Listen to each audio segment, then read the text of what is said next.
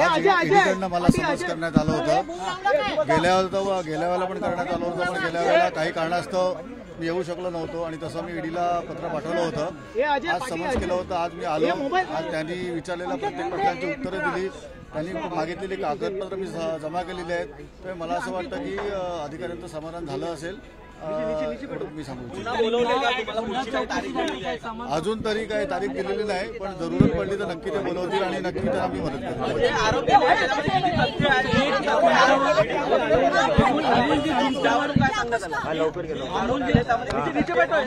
बघा, आरोप जे झालेले आहेत त्या आरोपामध्ये तथ्य नाही आहे, ह्याच्याकरता मी भांडतोय।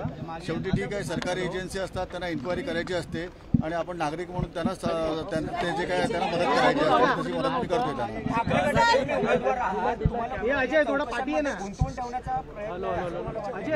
बघा, कसं आहे की मी असं काय म्हणणार नाही, परंतु ईडीने समज केल्यानंतर माझं कर्तव्य आहे की भारताचा नागरिक म्हणून आपण येऊन आपलं जे म्हणणं आहे ते ईडीच्या अधिकाऱ्यांसमोर मांडावं आणि तशा पद्धतीने मांडलेलं आहे आणि त्यांचं कदाचित समाधान झालं असेल, पण त्यांनी आता अयोग्य आहे असं मला वाटतं, पण शेवटी त्याचा निर्णय इलेक्शन कमिशन। एबीपी माझा, उघडा डोळे बघा नीट।